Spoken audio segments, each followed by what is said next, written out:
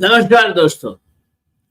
કર્ણનું કમભાગ્ય વિધિની વિચિત્રતા અને વક્રતા પૂરું થવાનું નામ નથી દેતા. જન્મ્યો ત્યારથી કર્ણ બધું જ વિપરીત ભોગવતો આવે છે. શું એવું પણ બને કોઈ માણસ માટે કે એનો વિપરીત કાળ બસ ચાલ્યા જ કરે, ચાલ્યા જ કરે, ચાલ્યા જ કરે, એને વિરામ જ ન મળે? આમ તો એવું કહેવાય છે કે રાત ભર કા હૈ મહેમાન અંધેરા, કિસકે રોકે रुका है सवेरा. रात जितनी ही संगीन होगी, सुबह उतनी ही रंगीन होगी. गमना कर जो है बादल गनेरा, किसके रोके रुका है सवेरा. તો કર્ણની મધ્યરાત્રિ પૂરી જ નથી થતી. કાળા ડિબાંગ જેવા વાદળો કર્ણની તકદીરના આકાશમાંથી ક્યાંય જવાનું નામ નથી દેતા. આ કર્ણ આવું કેવું નસીબ લઈને જન્મ્યો છે અને છતાં સૂર્યપુત્ર છે. દોસ્તો, અગાઉના એપિસોડમાં આપણે કર્ણના જીવનનો સૌથી દુઃખદ પ્રસંગ જોયો. એક અસાધારણ પ્રતિભા, જેને જન્મના આધારે વારંવાર અપમાન સહન કરવું પડ્યું. દ્રોણાચાર્ય અને શિષ્ય તરીકે સ્વીકાર્યો નહીં, પરશુરામનો શાપ મળ્યો, પણ કર્ણે પોતાની મહત્વાકાંક્ષા છોડી નહીં. તે જાણતો હતો કે એક દિવસ આખા આર્યાવર્તને પોતાની પ્રતિભા બતાવવાની તક તેની સામે આવીને ઊભી રહેવાની હતી અને કદાચ એ દિવસ બહુ ઝડપથી આવવાનો હતો. હસ્તિનાપુરની ભવ્ય રંગભૂમિ તરફ જઈએ.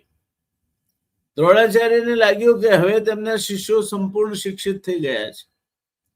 સમગ્ર હસ્તિનાપુરમાં જાહેરાત થઈ, રાજકુમારો પોતાની યુદ્ધ કલાનું જાહેર પ્રદર્શન કરશે.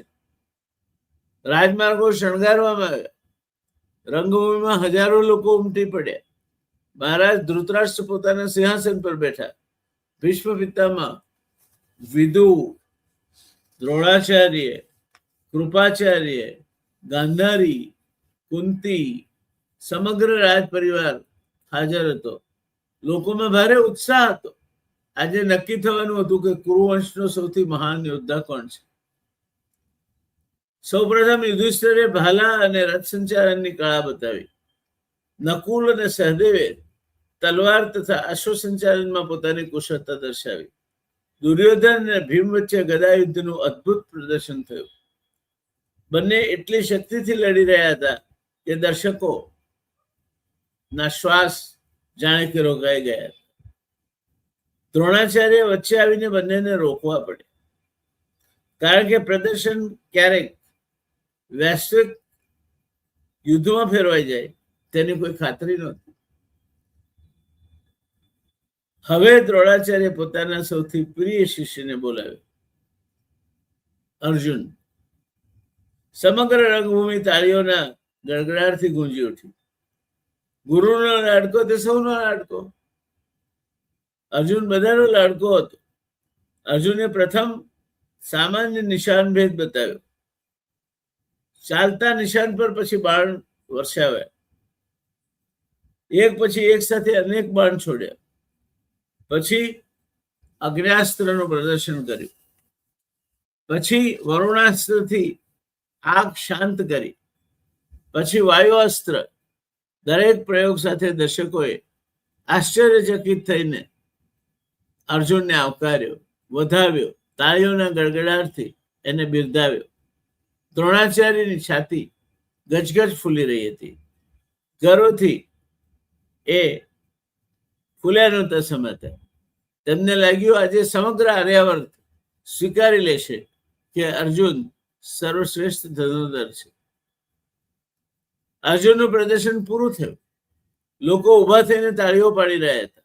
એટલામાં રંગભૂમિના મુખ્ય દ્વારેથી એક તેજસ્વી યુવાન અંદર પ્રવેશ્યો. તેના ચહેરા પર અદ્ભુત આત્મવિશ્વાસ હતો. તેના શરીર પરથી યોદ્ધાનું તેજ છલકાતું હતું. દરેકની નજર તેના પર અટકી પડી. કોઈ તેને ઓળખતું નહોતું. તે સીધો અર્જુનની સામે જઈને ઉભો રહ્યો અને ગર્જના કરતા બોલ્યો, અર્જુન, તું જે બધું બતાવ્યું છે તે હું પણ કરી શકું છું. એક ક્ષણ માટે આખી રંગભૂમિમાં સન્નાટો છવાઈ ગયો. આ અદ્ભુત પડકાર આપનાર યુવાનને, આ અદ્ભુત પડકાર અર્જુનની આંખમાં આંખ મેળવીને ફેંકનાર એ યોદ્ધાને દ્રોણાચાર્ય આશ્ચર્યથી પૂછ્યું, તું કોણ છે? પણ યુવાને પહેલા જવાબ આપ્યો નહીં. ત્યારે ધનુષ હાથમાં લીધું અને અર્જુને જે જે પ્રયોગ કર્યા હતા તે એક પછી એક બધા જ પ્રયોગ કરીને બતાવી દીધા. એ જ નિશાન ભેદ, એ જ ઝડપ, એ જ ચોકસાઈ. કેટલાક દર્શકોને તો લાગ્યું કે આ યુવાન કદાચ અર્જુનથી પણ વધારે સ્થિર અને નિર્ભય છે. હવે આખી સભામાં ચર્ચા શરૂ થઈ. આ કોણ છે? આવો યુદ્ધો પહેલા ક્યારેય જોયો નથી. અર્જુન પણ પ્રથમ વખત કોઈ અજાણ્યા પ્રતિસ્પર્ધીને ગંભીરતાથી જોતો હતો. બધા પ્રયોગો પૂર્ણ થયા પછી તે યુવાને અર્જુનની આંખમાં આંખ નાખીને કહ્યું, હવે કળાનું પ્રદર્શન પૂરતું થયું. જો તું પોતાને સર્વશ્રેષ્ઠ ધનુર્ધર માને છે તો મારી સાથે દ્વંદ યુદ્ધ કર. આ શબ્દો સાંભળીને સમગ્ર સભામાં ઉત્તેજના પ્રસરી ગઈ. અર્જુનનો ચહેરો ગંભીર બની ગયો.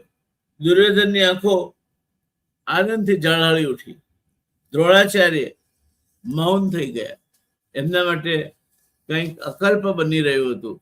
ભીષ્મ આશ્ચર્યચકિત હતા, પરંતુ હજુ એક પ્રશ્નનો જવાબ મળવાનો બાકી હતો. આ અજાણ્યો યોદ્ધો છે કોણ?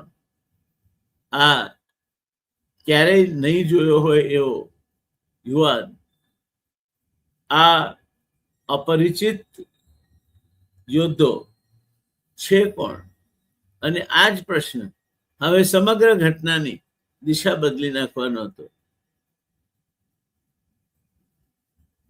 આ ઘટના એક ટર્નિંગ પોઈન્ટ, જેને અંગ્રેજીમાં કહેવાય, મેનેજમેન્ટની ભાષામાં ગેમ ચેન્જર કહેવાય, તે પ્રકારની ઘટના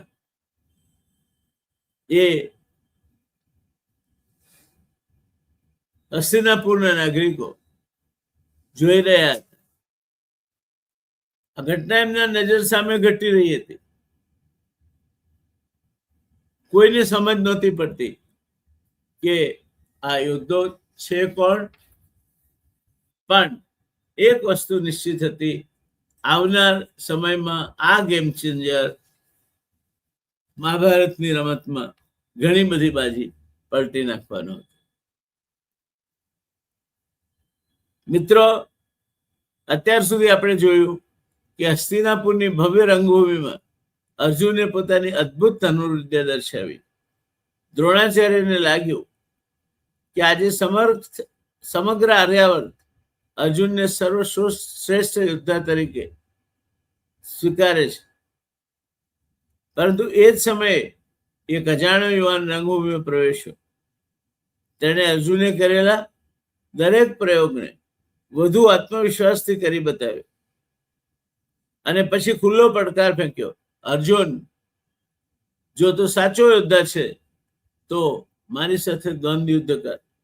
સમગ્ર સભા સ્તબ્ધ થઈ ગઈ. પ્રશ્ન હતો, આ અજાણ્યો યોદ્ધો હતો કોણ? આ અપરિચિત યોદ્ધાનો પરિચય શું? અર્જુનને પડકારનાર આ મહાબાહુ કોણ હતો? શું થશે હવે? શું અર્જુન એની સાથે દ્વંદ્વ યુદ્ધ કરશે? જો અર્જુન એની સાથે દ્વંદ્વ યુદ્ધની ચેલેન્જ સ્વીકારશે તો શું થશે?